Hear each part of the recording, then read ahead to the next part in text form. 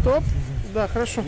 Кадр с Сашей Сириным. Съемки с раннего утра – большой подготовительный процесс. Кама вновь в роли ангары, пронизывающий холод и ветер, природные спецэффекты. Творческая группа греется теплым чаем. Актеров после каждого дубля кутают в одеяло и куртки. Эмоционально, наверное, тяжело. Очень много актеров в кадре. Каждый хочет внимания, каждый хочет доброты, ласки. Но вот при такой погоде каждому, всем холодно. Самое главное, зима тяжело, всем очень холодно. Когда ты целый день, 14 часов ты стоишь на ногах, ты скукоженный, ветер, снег.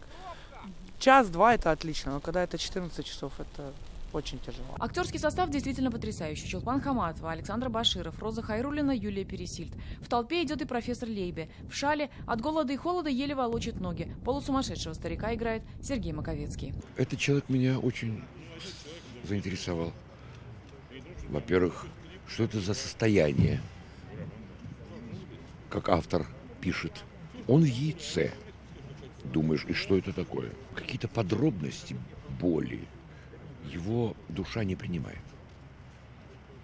Какие-то нюансы, какие-то подробности он не видит. Сегодня снимают так называемые жанровые сцены. Они проходят эмоционально и трогательно. Сцена похорон маленькой девочки. Иногда не все идет по плану. Конечно, в кино трудностей много. По плану редко когда что идет, но идет. Самое главное, что получается. Получается продукт, получается качественный продукт благодаря команде, благодаря актерскому составу. У творческой группы еще 3 съемочных дня. Позади работа в Москве, Ярославле, Кукмарском районе республики и Казани. После постпродакшн и первый показ. По предварительным данным, Зулиха откроет телеэкраны осенью этого года. Альбина Слагараева, Данил Филатов, ТНВ, Лаишевский район.